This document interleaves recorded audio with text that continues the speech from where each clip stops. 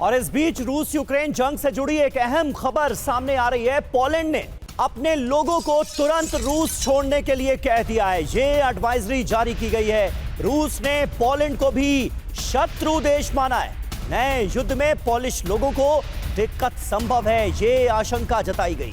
रूस में पोलिश लोगों को मुश्किलों का सामना करना पड़ सकता है और यही वजह है कि रूस में पोलैंड के जो लोग हैं उन्हें रूस छोड़ने की हिदायत दी गई। और देखिए, ना सिर्फ ये हिदायत है, एडवाइजरी है अपने नागरिकों के लिए पोलैंड की, रूस में जो उनके नागरिक हैं, बल्कि रूस के खिलाफ पोलैंड ने जंगी तैयारी को भी तेज कर दिया है। ये देखिए, आप बड़ी खबर है, एयर पावर तेजी के साथ बढ़ाने में पोलैंड जुटा हुआ है और ये सब कुछ रूस के किसी भी संभावित खतरे से बचने के लिए है। रूस की आक्रामकता के जवाब में तैयारी है। पोलैंड के एयर स्पेस की हवाई सुरक्षा बढ़ी है।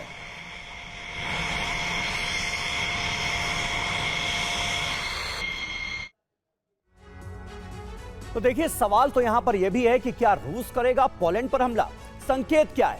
पोलैंड ने हवाई सुरक्षा बढ़ा दी है, इजाफा कर दिया है इसमें। पोलैंड के लड़ाकू विमान एक्टिव मोड में, हाई अलर्ट मोड में पोलैंड आ चुका है। खतरा क्यों है यह भी समझिए। यूक्रेन पर रूस के हमले तेज हुए। नेटो का सदस्य देश है पोलैंड।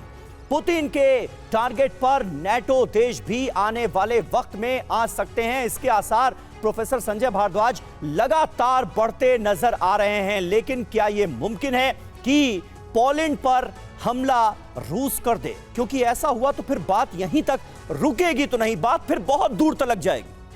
देखिए समीर, ये बात मान के चलिए कि जो ईस्टर्न यूरोप, जिसको हम यूरेशिया कहते हैं, वो जो क्षेत्र है वो पहले प्रभाव क्षेत्र में रहा है रशिया के में, जी फॉर्मर यूएसएसआर।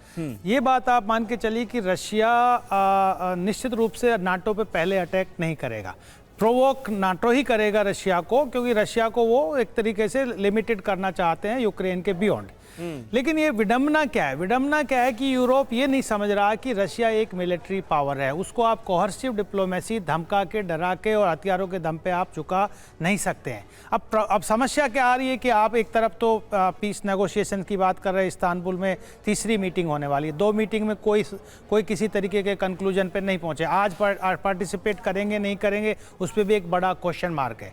दूसरी बात कि अमेरिका 50 डेज का आपको सीज फायर का टाइम दे रहा है, उसको भी जेलेंस्की खुश नहीं है, यूरोप भी खुश नहीं है कि इमीडिएट सीज फायर का। लेकिन प्रॉब्लम कहाँ आ रही है? प्रॉब्लम यहाँ आ रही है कि जो मीटिंग पॉइंट है, वो मीटिंग पॉइंट पे इतना बड़ा डिफरेंसेस है कि वो युद्ध को आगे बढ़ा रहा है, आगे ले जा रहा है। और ये बात कोई अतिशयोक्ति नहीं होगा कि ये युद्ध रशिया वर्सेस नाटो भी हो सकता है। इशू यूक्रेन का है, यूक्रेन अगर नाटो में शामिल होता है तो रशिया एक्सेप्ट नहीं करता है। जेलेंस्की है तो वो रशिया एक्सेप्ट नहीं करता है। जो क्षेत्र तीन क्षेत्र डोनबास रीजन है इसके कब्जे में, वो कभी गिव अप करने के मूड में नहीं है। तो मान के चलिए कि युद्ध बढ़ेगा और पोलैंड पे मुझे नहीं लगता कि रशिया अटैक करेगा, लेकिन पोलैंड प्रोवोक कर रहा है। जैसे कि फ्रांस ने कहा था कि हम पोलैंड में क्रिप्टो न्यूक्लियर पावर बना देंगे, एक तरीके से बेस बना देंगे, उसी की ही तर्ज पे रशिया ने कहा कि हम बेलारूस को क्रिप्टो न्यूक्लियर पावर बना देंगे। तो जो कन्फ्रंटेशन है, कंटेंशन है, वो डीप होता जा रहा है। और ये जो आपने कहा पर्ल हार्बर का, ये जिस तरीके से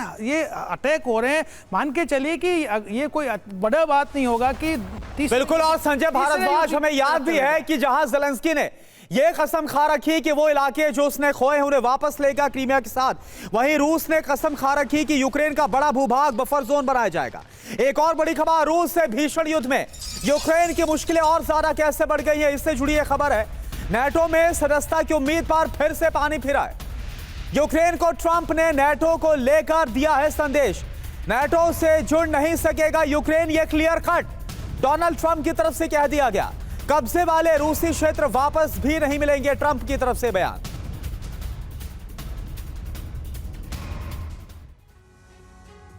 तो देखिए, अब यूक्रेन विनाश का ट्रंप प्लान क्या है? जेलेंस्की को ट्रंप का संदेश, नेटो सदस्यता की उम्मीद यूक्रेन छोड़ दे।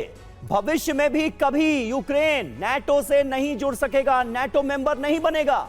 नेटो से जुड़ने की उम्मीद छोड़ शांति समझौते पर बात करें जेलेंस्की। ट्रंप ने अब ये 2 टूक कह दिया है। जेलेंस्की के समझ में आएगा या नहीं, ये कोई नहीं जानता। रूस के कब्जे वाले क्षेत्र यूक्रेन को वापस नहीं मिलेंगे। अमेरिका ने यूक्रेन का साथ छोड़ा तो बहुत बुरा होगा। अब आप देखिए डोनाल्ड ट्रंप का रोड मैप तैयार है, आगे क्या हो सकता है यह आप जरा समझिए। यूक्रेन पर रूस पहले से ज्यादा हमलावर हो जाएगा, एक और शांति समझौते पर बात, और दूसरी तरफ युद्ध और ज्यादा भीषण होगा। ज़ेलेंस्की और ट्रंप के बीच भी टकराव की संभावना है। अमेरिका के बगैर यूरोप में रूस की घेराबंदी होगी तेज। न्यूयॉर्क टाइम्स के हवाले से खबर है। लेकिन अश्विनी श्रीवास्तव, मुझे तो याद है कि नाटो में जाने की तो जिद थी ज़ेलेंस्की, किसी को लेकर तो हमला हुआ, लेकिन इसके बाद ज़ेलेंस्की ने बोला कि ना सिर्फ हमारे वो डोनबास के इलाके जिस पर रूसी सेना आकर बैठी है, बल्कि क्रीमिया भी छुड़ाएंगे। तो क्या डोनाल्ड ट्रंप की बात अब मानने वाले हैं क्या ज़ेलेंस्की? देखो सच्चाई ये है करुणा की ग्राउंड रियलिटी क्या बोलते हैं। देखो ये सच्चाई है, क्रीमिया 2014 में यूक्रेन से ले लिया था रूस ने, और इसके बाद अब कौन सा इलाका ले लिया? पूरा डोनबास का ले लिया, जिसके अंदर डोनेत्स्क भी है, लुहांस्क भी है, जापोरिजिया, खारासोन। ये कम से कम 18 से 20% का जो एरिया है वो रूस जीत चुका है। मगर एक चीज़ हमें समझनी पड़ेगी, ये जो इलाका है ये रशियन स्पीकिंग है, ये पहले भी रूस का हिस्सा था किसी समय में। तो ये सच्चाई है कि अब ये सोचना कि क्या यूक्रेन इसको वापस ले लेगा या यूक्रेन जो क्रीमिया को वापस ले लेगा, ये तो मुझे लगता नामुमकिन है, क्योंकि जिस तरीके से लड़ाई चलती जा रही है यूक्रेन लूज करता जा रहा, ना कि गेन करने के लिए। अब बात आती है कि अगर जो डोनाल्ड ट्रंप ने 2 शर्तें रखी हैं, मुझे लगता है बहुत प्रैक्टिकल शर्तें हैं कि अगर रूस और यूक्रेन की लड़ाई रुकनी है तो रूस का जो सबसे मेन मुद्दा यही है कि यूक्रेन आने वाले समय में नाटो में ज्वाइन नहीं करेगा। ये कहीं ना कहीं उसको विश्वास राइटिंग में दिया जाए। मुझे लगता है डोनाल्ड ट्रंप उसी की तरफ इशारा कर रहे हैं, और जो इलाका इसने जीत लिया है रूस ने, जो 20% के करीब, वो भी जो है रशियन स्पीकिंग, वो भी रूस में रहेगा।